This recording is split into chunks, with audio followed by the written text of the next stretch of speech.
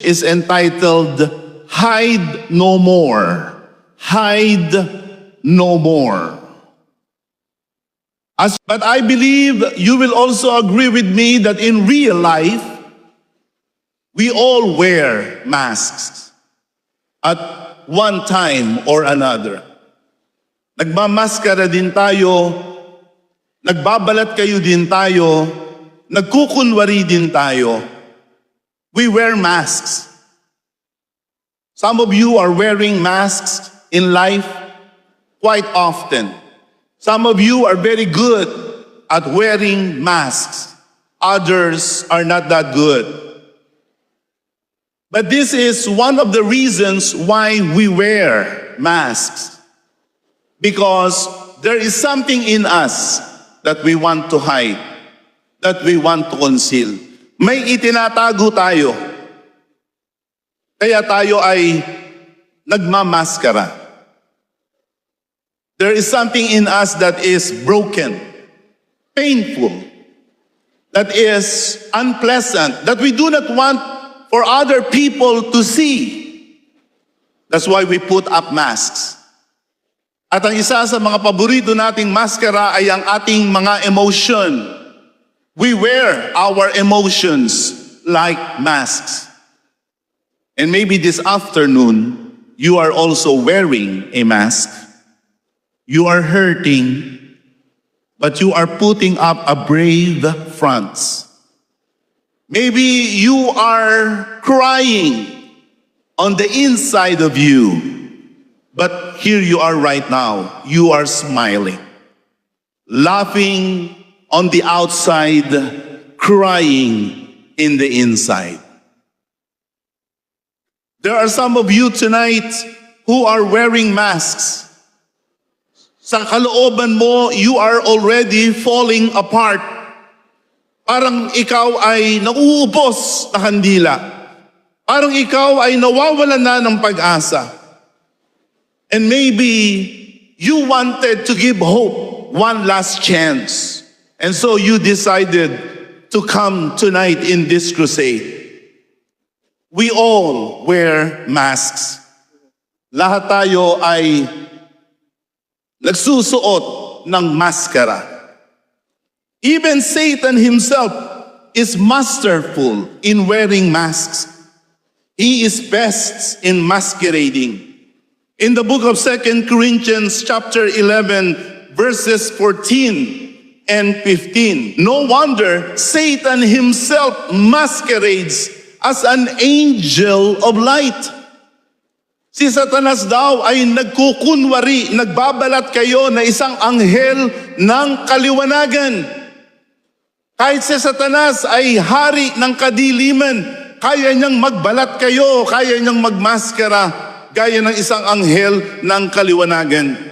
In the next verse, it also says there, it is not surprising then if his servants also masquerade as servants of righteousness. May mga kampon si Satanas. May mga tao na ang kanilang ginagawa ay ang gawain ni Satanas. In the book of Matthew in chapter 7 in verse 15, it says there that watch out for false prophets. They come to you in sheep's clothing, but inwardly they are ferocious wolves. Hindi lahat ng ating napapakinggan sa social media ng mga mangangaral, ng mga pastor, ng mga religious leaders ay galing sa Diyos. Mismo ang Panginoong Jesus ang nagsabi na mayroong mga hidwang mga mangangaral at mga hidwang mga propeta. Sila talaga ay mga lobo, ferocious wolves, mababangis na mga lobo. Subalit sila ay may damit na gaya ng tupa. That's what Satan does. Satan is a cheater, deceiver. Magaling magkunwari, magaling magbalat kayo. Si Satanas upang siya'y makapandaya. In the book of John chapter 8 in verse 44, it says there, you belong to your father the devil, and you want to carry out your father's desires. He was a murderer from the beginning. That's what Satan does. Satan kills. Satan murders. Yan ang trabaho ni Satanas, pumapatay. Siya ay pumupuksa. At ang sabi, when he lies, he speaks his native language. He's a liar and the father of lies. Pansinin niyo si Satanas. Ang kanyang lengguwahe, ang kanyang dialect ay kasinungalingan. Satan, ang kanyang native tongue is none other than lies. Every time Satan opens his mouth, all he speaks and everything that comes out from his mouth are none other than lies, lies, lies, lies, lies. He will deceive you with his false and empty promises. That's why you do not believe Satan. But then again, Satan is very good at deceiving us. A lie is something that gives the appearance of truth.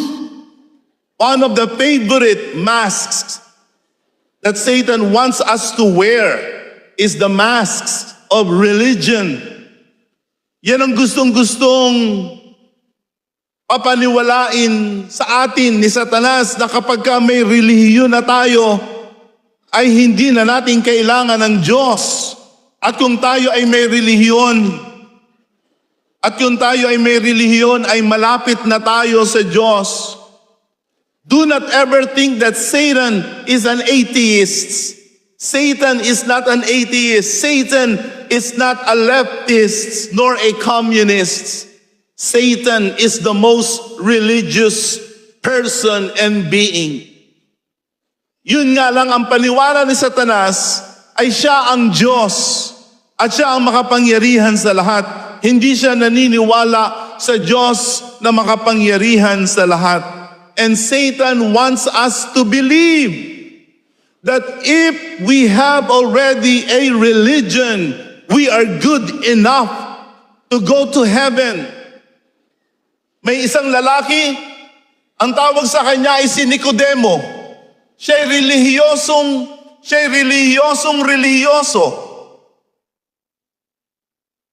He was so religious, yet he had no guarantee of entering eternal life, heaven. Sapagkat kahit siya relihiyoso, ay wala siyang karanasan na siya ay maipanganak na muli. And that's how you enter the kingdom of God. You need to be born again. You do not need to necessarily be part of a religion. Religion can be good at one point, but it can never substitute for the experience of born again. The Bible says that unless one is born again, he cannot see the kingdom of heaven. Tonight, you must be born again. Tonight, you must receive Jesus in your heart. You must believe in Him for who He is. If you will believe, if you will trust in Jesus as your Lord and Savior, you will be born again. The second mask Satan wants us to wear is the mask of morality.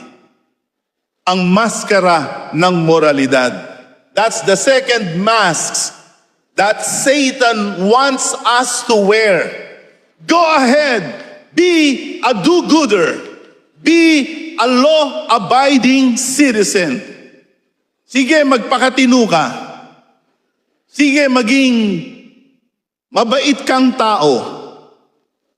Again, I do not have anything against morality.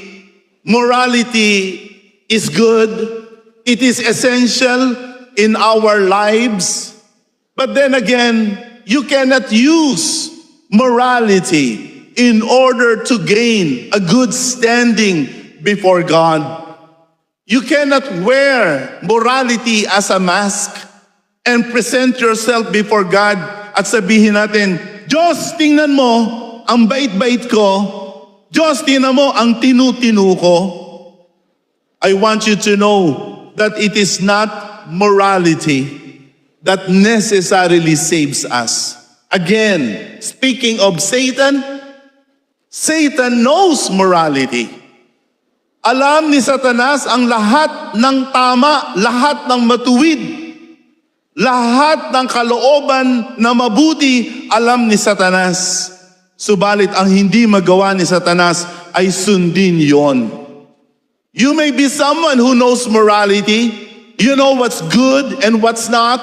You know the do's and don'ts. But knowing what's right, having it in your head, doesn't mean that you are already good. Because Satan himself is like that. The book of James, chapter 4, verse 17. If anyone knows the good they ought to do and doesn't do it, it is sin for them. Yung nakakaalam ng tama, yung nakakaalam ng mabuti at hindi ginagawa, sila ay nagkakasala. Halimbawa, alam nyo na dapat makinig ng mabuti.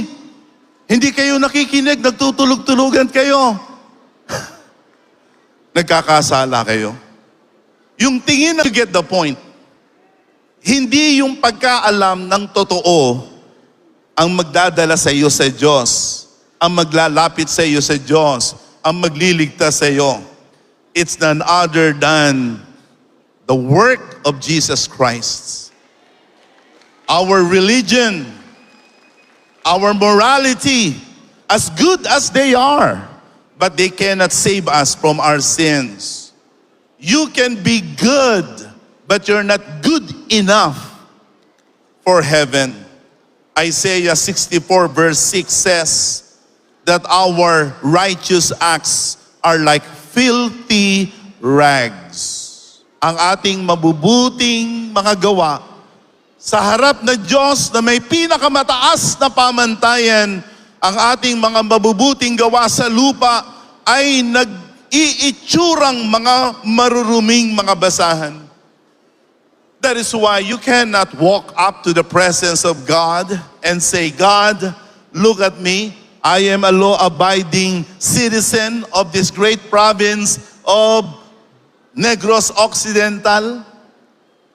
You cannot have that courage because there isn't anything you can do here on earth. Wala kang magagawa dito sa lupa na tama na magiging katanggap-tanggap sa Diyos at magdadala sa iyo sa kaligtasan. There is only one way for us to be saved, and that is to put our faith in Christ Jesus. Because Jesus is the only way. He is the only truth. He is the only life. He is the only righteousness that we must know.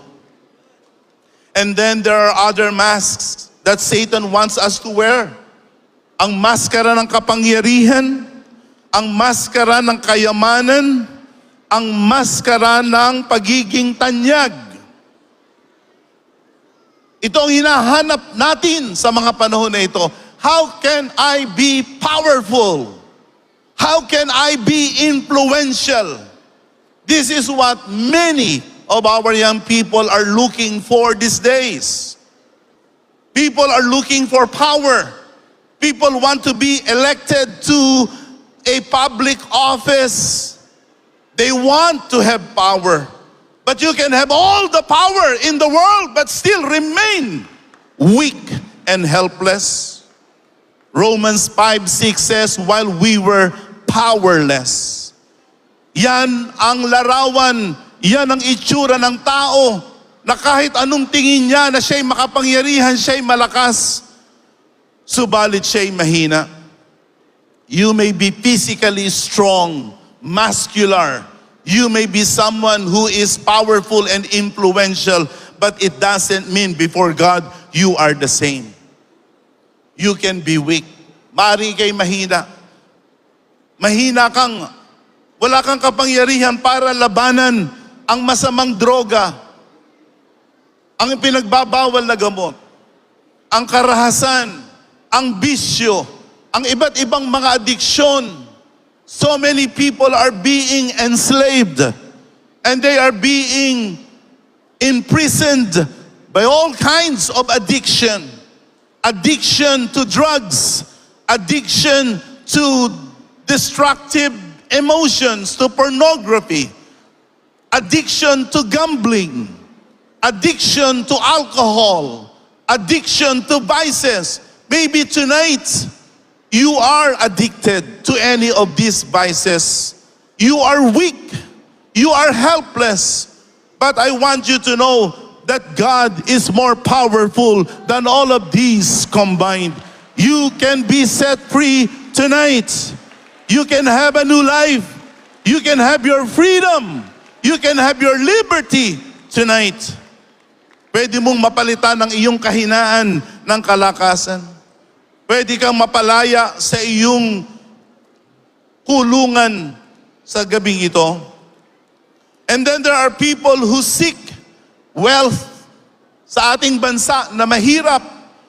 Ito ang gusto natin, yumaman, lalong-lalo na sa ating panahon ngayon na napakahirap ng ating buhay. Madaming walang pera, madaming walang trabaho, madaming kulang sa trabaho, kulang sa pananalapi.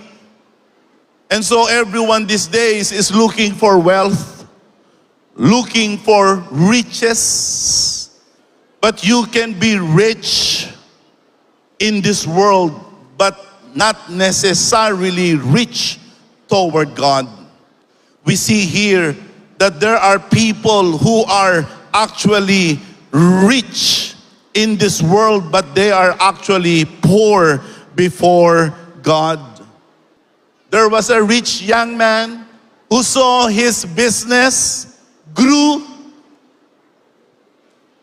and he said to himself, "You have plenty of good things laid up for many years. Take life easy, eat, drink, and be merry." But that night, he died. When he died, he faced God. Humarap siya sa Diyos at ang sabi ng Diyos sa kanya, "Ikaw na haling na binata, you are a foolish man." That is how it is for a man who is rich in this world, but is poor towards God. Maring ikaw ay mayaman, but hindi nangangahulugan na ikaw ay mayaman sa Diyos. God said, "You fool, this very night, your life will be demanded from you." Ikaw ba ay kagaya ng ganitong taong mayaman? Pero sa harap ng Diyos, ikaw ay pulubi? Maganda ba ang iyong buhay? Pero sa iyong spiritual na kalagayan, ikaw ay squatter, ikaw ay pulubi, ikaw ay yagit? It is so possible. So you wear your wealth like a mask. You pretend, you act, you behave like you are rich, like you have everything. But in reality, you are bankrupt, you are poor. You act, you behave like you are a man of power. But in reality, you are actually weak. Tonight, change your life. Put down the masks. Bitiwan nyo na ang pagkukunwari, ang pagbabalat kayo. And it's time for you to face reality. We do not want to put down our masks because truth can hurt and truth can be unpleasant. Before God, you cannot put up a mask. Before God, you cannot put up a front, a facade. Hindi ka pwedeng magbalat kayo sa harap ng Diyos. Hindi ka pwedeng magkunwari sa harap ng Diyos. Sapagkat sa kauna-unahan, in the first place, bakit ka magbabalat kayo, bakit ka magkukunwari sa Diyos, gayong ang Diyos ay nagmamahal sa iyo, ang Diyos ay nagmamalasakit sa iyo. You can come before God with everything and with all that you are. Hindi mo kailangang magkaroon ka ng magandang itsura para ikaw ay maging katanggap-tanggap sa Diyos. You can, listen, you can make a step towards God with all your faults, with all your failures, with all your imperfections, with all your hurt, and God will not judge you. God will not push you away. God will embrace you. God will accept you, and God will forgive you. Hindi mo na kailangang magkunwari. Hindi mo na kailangang magbalat kayo. God accepts a person for who he is. God understands your hurts. Alam ng Diyos ang iyong mga hinanakit sa buhay. Alam ng Diyos ang iyong mga kabiguan. Alam ng Diyos ang iyong mga kabigatan. Alam ng Diyos ang iyong mga kasalanan. You cannot hide your sins from God. Because everything is laid bare. God can see through your mask. Kitang-kita ng Diyos ang nasa likod ng ating mga maskara, sa likod ng ating mga pagbabalat kayo. God can see our hearts. And this is what you can say about our hearts. Listen, you cannot mask your heart. Hindi mo pwedeng pagtakpan ang iyong puso. You can fool others, but you cannot fool God. God sees your heart. And the good thing about God is He loves you so much that even though you are broken, even though you are sinful, yet if you will repent, if you will ask for pardon, God will forgive you. God will accept you. Put down your masks tonight. Huwag ka nang magkukunwari na hindi mo kailangan ng kaligtasan. I'm gonna tell you this, my friend. If ever there's one thing you need God's forgiveness. And He will forgive you if you will confess your sins. In the book of Luke, in chapter 15, 38 and 39, this is the story about the prodigal son. How many among you have heard of the prodigal son? Narinig niyo na ba yung salaysay patungkol sa alibughang anak? Merong isang ama, dalawa ang kanyang binata. Yung isa ay lumayas at kanyang hiningi ang lahat ng kanyang mga mana sa kanyang ama. He asked for all his share in the inheritance. At siya ay umalis sa kanyang bahay. Ginastos lahat ng kanyang pera. At dumami ang kanyang kaibigan. Dumating ang panahon na yung nawala ang kanyang pera, nawala na rin ang kanyang mga kaibigan. Any one of you experienced that? That when you had a lot of money, you had a lot of friends? And then this prodigal son realized his mistake. Kanyang napagtanto ang kanyang malaking kasalanan at kamalian. At ganito ang kanyang ginawa. I will set out and go back to my father and say to him, Father, I have sinned against heaven and against you. You will observe how humble the prodigal son was. How humble he was, how contrite he was. Talagang nagsisi ang alibughang anak. And then in the next verse he says, I am no longer worthy to be called your son. Make me like one of your hired servants.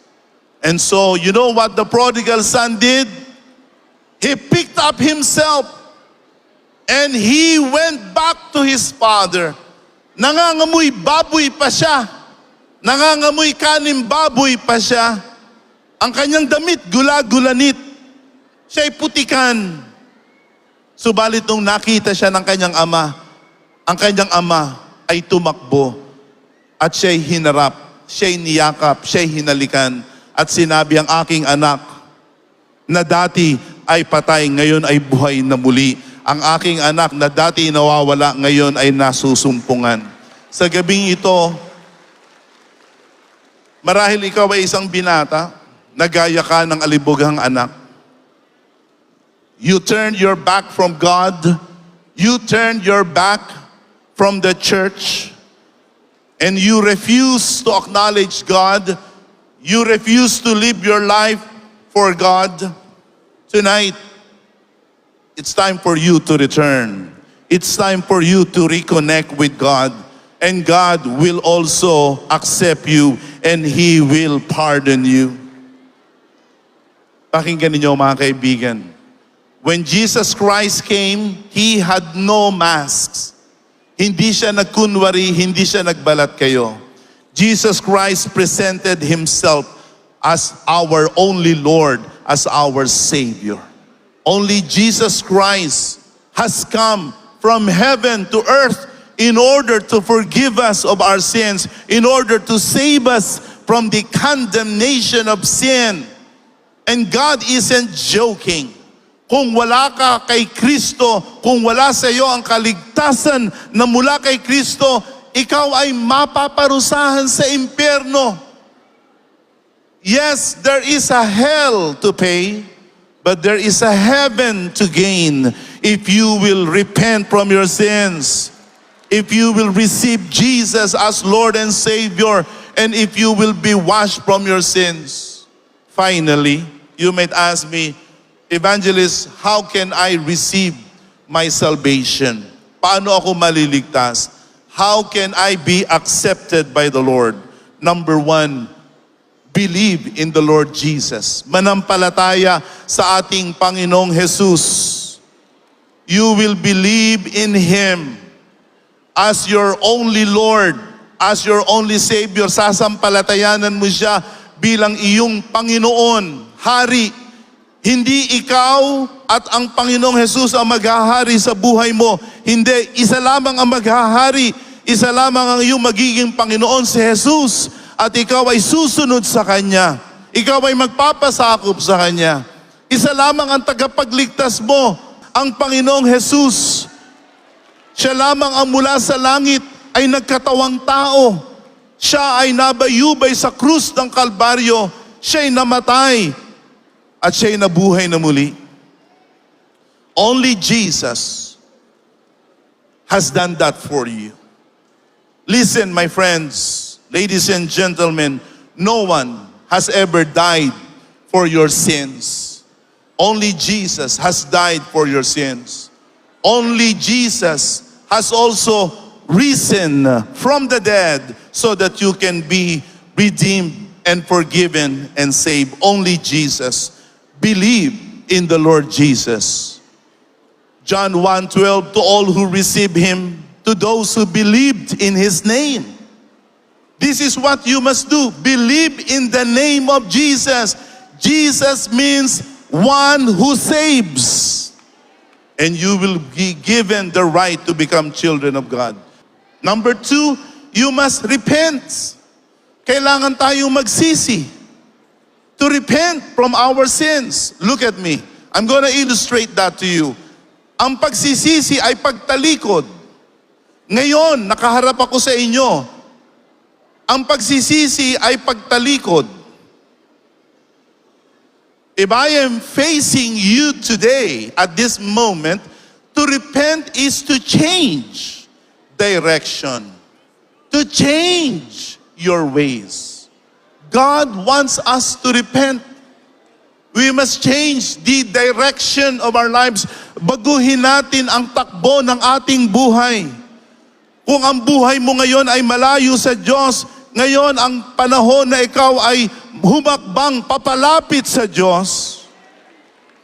Kung ikaw ay walang malakas na pananampalataya sa Diyos, ito ang panahon na ikaw ay muling manampalataya sa Diyos. Kung ikaw ay nabubuhay sa kadiliman, ngayon ang panahon na ikaw ay muling mabuhay sa kaliwanagan.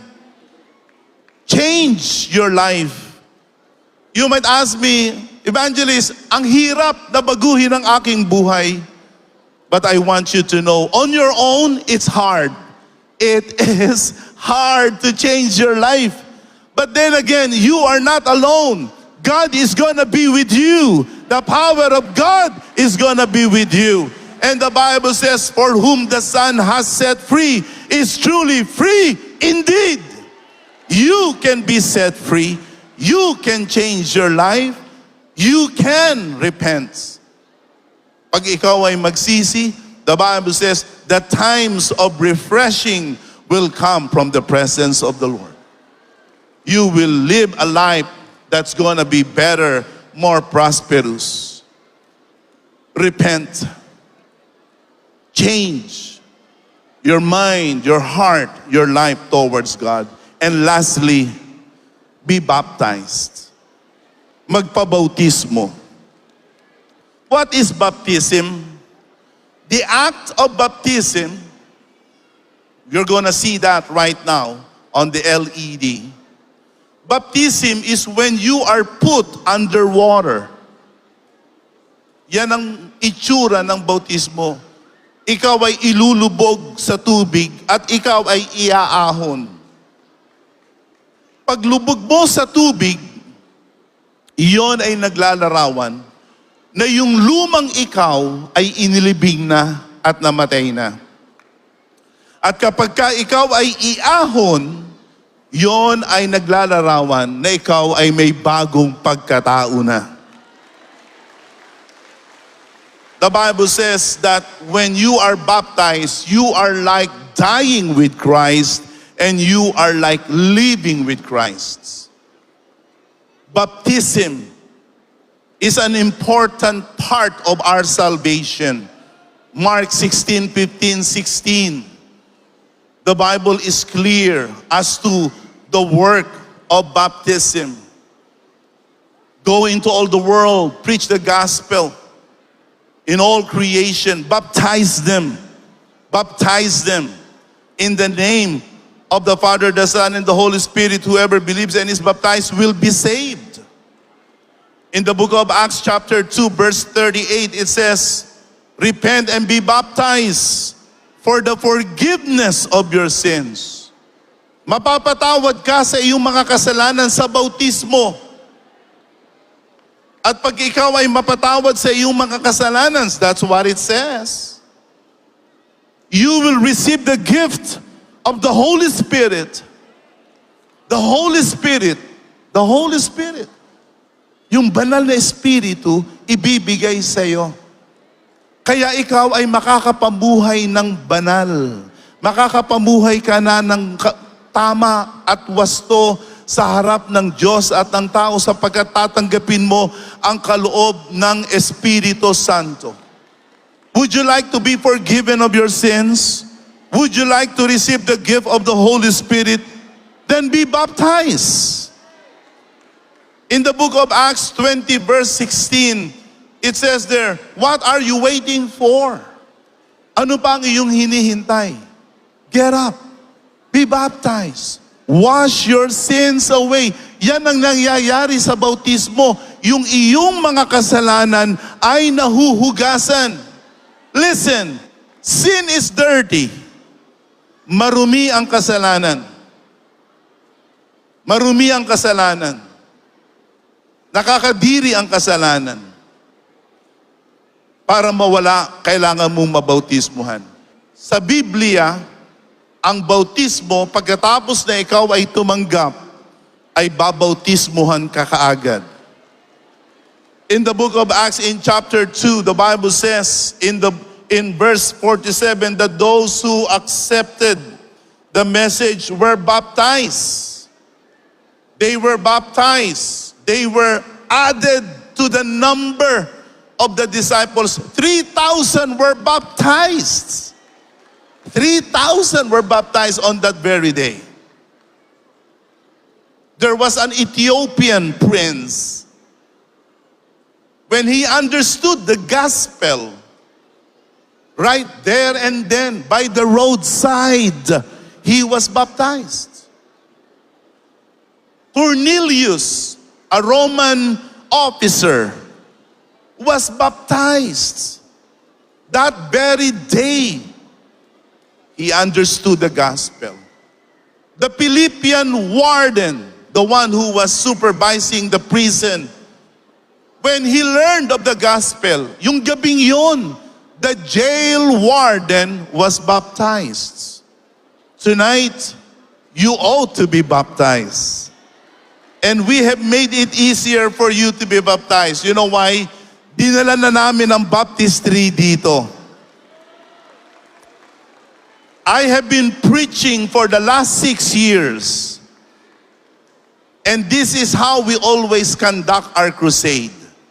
That those who want to be baptized can be baptized right here, right now. We are ready for you. Kaya huwag din yung ipagpapaliban ang pagpapabautismo. Huwag din yung ipagpapabukas. Sapagkat mahalaga na kayo'y mahugasan sa iyong mga kasalanan. At kung ikaw ay sumasampalataya, are you listening? Kung ikaw ay sumasampalataya sa Panginoon, ikaw ay nagsisisi sa iyong mga kasalanan, there isn't any reason for you to be baptized. Do you believe in Jesus? Do you want to repent from your sins? Do you want to receive the right to become a child of God? Then be baptized. In baptism, you will receive the Holy Spirit, the mark that will say you are a child of God. Tonight, I hope you will not have any doubt. This is God's will for you. Let us put down our mask. God perfectly understands you. Kahit sino ka pa man sa gabing ito, kahit ano pa man ang iyong ginawa, let us stop pretending. Just stop. Will you stop pretending that you are someone you are not? We are all sinners. God wants us to be forgiven, and He is willing to forgive us. This prayer with me. Ama naming Diyos, Amay nga langit, sumasampalataya ako nagatuo ako sa iyong bugtong na anak na si Jesus sa imong bugtong nga anak na si Jesus. bilang aking Panginoon at tagapagligtas. Bilang akong Ginoo kag manluluwas, Kinikilala ko siya kinakilala ko siya na siyang namatay nga siya ang napatay at nabuhay na muli kag nabuhay liwat para sa aking kasalanan. para sa akon mga sala. Patawarin mo ako Patawaron mo ako sa lahat ng aking kasalanan. sa tanan nga akong mga kasalanan. Pinagsisisihan ko Kinahinulsulan ko ang aking mga kasalanan. ang akon mga kasalanan. Linisin mo ngayon ako. Tinluan mo ako karon. Hugasan mo ang aking puso Tinluan mo ang akong tagipusoon sa pamamagitan ng bautismo. paagi sa bautismo. Panginoong Jesus, Ginoong Hesus, salamat po salamat sapagkat inibig mo ako kay ginhigugma mo ako sa kabila ng aking mga kasalanan. sa pihaksan akon mga kasalanan. Ngayong araw na ito, Sa adlaw nga ini, tatapusin ko na pagauntaton ko na ang aking pagkukunwari, ang akon pagkunwari o Dios. ang aking pagbabalat kayo. Ang akon pagbalat kayo o Dios. Ako'y magtatapat sa iyo. Ako ay maging matutom sa imo. Aking ngayong sinasampalatayanan ka Akon ginatuuhan bilang aking tagapagligtas. bilang akong manluluwas. Ito po ang aking dalangin Ining akong pangamuyo sa iyong pangalan. sa imong pangalan. Amen. Amen. Amen. Praise the Praise name. God.